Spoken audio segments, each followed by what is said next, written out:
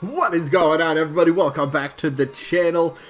I think this video is getting uploaded a little later than usual, so I apologize if that's any inconvenience, but I want to space my videos out just a little bit farther today. So, anyway, welcome to the channel. If you haven't seen it before, it's very simple. 100 characters in a tournament, and then each day on the channel, I upload one of the matches from the tournament, and then I'll talk about the two characters that happen to be in that matchup, try to make a case why they could make sense for Smash DLC, and then we vote down in the comments and all that sort of stuff. So, I will throw the rules up on screen here for you guys right now. And the first rule is, remember, this is for fun, and I say that all the time because we do have a random assortment of characters that are, you know, disconfirmed, we'll say.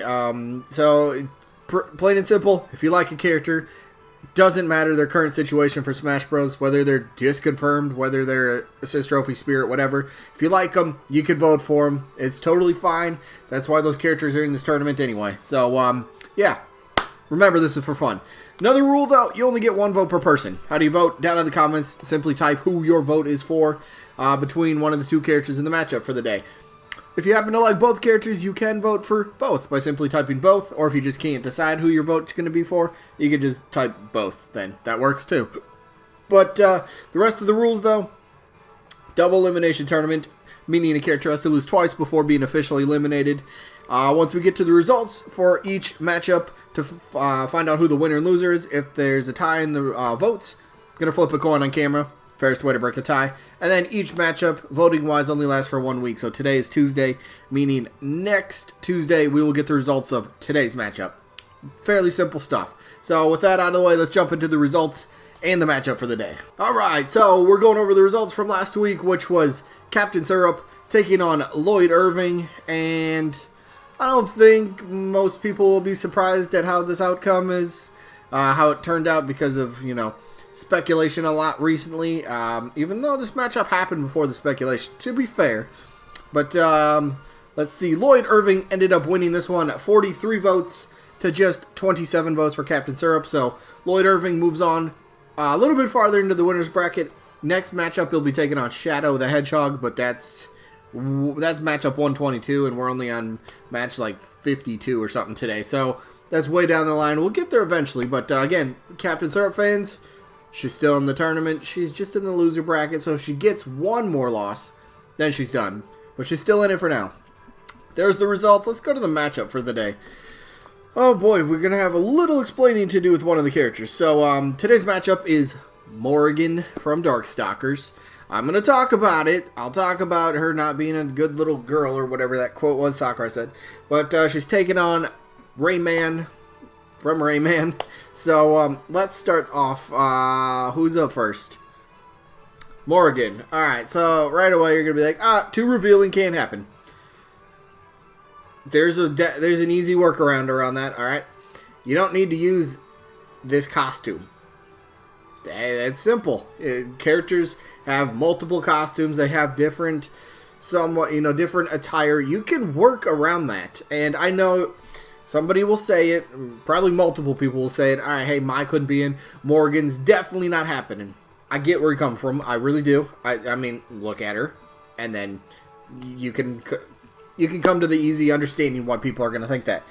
But Morrigan, the queen of crossovers, is definitely, I think, a formidable opponent, formidable idea for a character to kind of jump into the Fighter's Pass. I think the way that the Fighter's Pass is going, I think the last character is either going to be somebody absolutely huge that's going to kind of be internet breaking in a way, or it's going to be a character that really slid under everybody's expectations and just a character nobody's really talking about. Now, Morrigan, nothing against her character or whatever. By the way, here's the costume that you could use. Oh, her stomach is showing. You can't do that. Well, isn't Zero Suit Samus in her alternate attire, her two outfits, isn't her stomach showing? I think that's fine. I think this is fine. You got an alternate costume you could work with. This is just one idea, alright? It's just one idea. You could work around it. But, she would definitely, I think she'd fit more in the category of she's under the radar, like, nobody really talks about her. Yes, there's maybe a couple people that will bring up her name, but I don't think she's really given any serious consideration for Smash Bros. Would she be fine? Yeah, I mean, like, her nickname. I don't even know if that's official. I've just seen a lot of people in my comment section call her the Queen of Crossovers. So, if that's, like, her official nickname, at least amongst, like, gaming community and, like, her, you know, just her fan base, I mean, that perfect, right? Crossover to Smash Bros. Let's go. From Darkstalkers, which is, what, a Capcom game. Capcom, could they get a DLC character? I think it could be a character or a company that could get looked at. They got a lot of potential. One big company from Capcom is Resident Evil currently, and that's a franchise and a few characters in that are getting constantly thrown around for speculation right now. Because Resident Evil is a very big franchise over in Japan, and Sakurai has recently stated that he wants to try to add as many, you know, important gaming icons, gaming cultures from Japan into Smash Bros. Now he's not, you know, I mean, we've kind of seen that. Not a ton of Western characters, but I mean, like, yeah, we get it, Japanese. So Resident Evil, I don't know how well Darkstalkers does in Japan. I don't even know if it's sold there, to be completely honest. So if it's another really big franchise, I think she's got to be given some serious consideration. Plus Capcom and Nintendo, they work very well together. Yes, Capcom does, what do they have, 3 characters? Is it just Mega Man, Ryu, and Ken right now? Is that all they have? Unless I'm drawing a blank on somebody else. But, I mean, look, like I said, the two companies work well together. Capcom's very recognizable, very notable. I think they could easily strike a deal for another character for the Fighter Pass. We'll end up seeing, ultimately, she would make a fine addition to the roster, to be honest. She's already been, like we said, I've been stating, Queen of Crossovers. She's in the Marvel vs. Capcom series, so, you know, she's in a fighting game already, so you can take some sort of inspiration from that sort of fighting and maybe try to put that into Smash Bros. As best you can. So, I mean, you got an idea of how a character could work. Pretty simple stuff. Fun character. But, yeah, what about her opponent, though? Her opponent is, who? Rayman, that's the one. Rayman. Alright, so Rayman, actually, as of, what, yesterday? Or is it very late Sunday night? I don't remember. There's a leaked picture. Do I have that picture? I don't think I do. Crap. I'm gonna get it. I'm gonna edit it into this video at some point.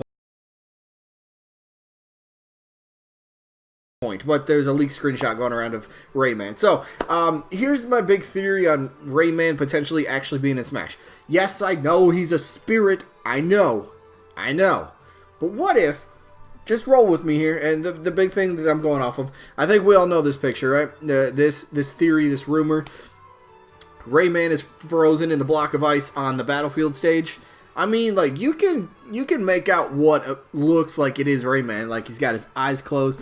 Here's his nose. There's his mouth kind of right there. Even looks like his hair's still got the sticking up. I mean, like, look. It does look like Rayman's frozen on Battlefield to me. It even looks like there's a bandana Waddle Dee frozen underneath the stage, but that's something different. Never mind. So here's my theory. Sakurai knew what he was doing this whole time, right? He gave us Rayman as a spirit to kind of throw us off a little bit. And that, yes, I'm kind of disregarding what Reggie said, but maybe Reggie even said what he did to kind of throw us off a little bit. New franchises, new representation, whatever. Throw that out the window for this theory. Rayman was purposely placed in this block of ice by Sakurai for his reveal trailer. Think about that. That would be genius. We have this actual character frozen on the battlefield this whole time, this entire time, and yeah, we might have noticed it, and, you know, once, you know, it hit the peak after, what, like 2-3 days of people noticing it, it really died down and nobody really paid attention to it again. Cue the end of the Fighter Pass. Here it comes. We're going to get the reveal trailer. I made the video a little bit earlier today about a reveal trailer potentially be coming in the next 2 weeks. Big news. Awesome stuff. But Rayman's frozen in the block of ice, so just picture it. Bunch of people fighting out on Battlefield. You got Mario, you got Mega Man, maybe you got Ryu. Gonna have some Capcom reps, even though Rayman's not Capcom. But, Rayman's from Ubisoft. Ubisoft has no reps, so that'd be kind of a cool thing. Another company getting into Smash Bros, right? Awesome. Rayman, art style, statistically, art style-wise, and just stylistically, he fits very well in the Smash Bros, right?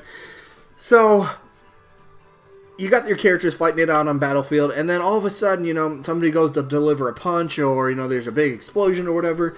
All the characters kind of like stop and they're breathing at each other, you know, after a hard-fought fight that's still going on, and all of a sudden, you know, somebody looks out of the corner of their eye and goes, huh? You know, and the ice starts to crack open for whatever reason, and out pops Rayman, and Rayman limbs into battle with no limbs, but something like that. I mean, that'd be kind of a cool thing, like, Soccer. Just thinking about it, if Sakurai did indeed set this up, and if this is indeed gonna actually happen, that would be crazy.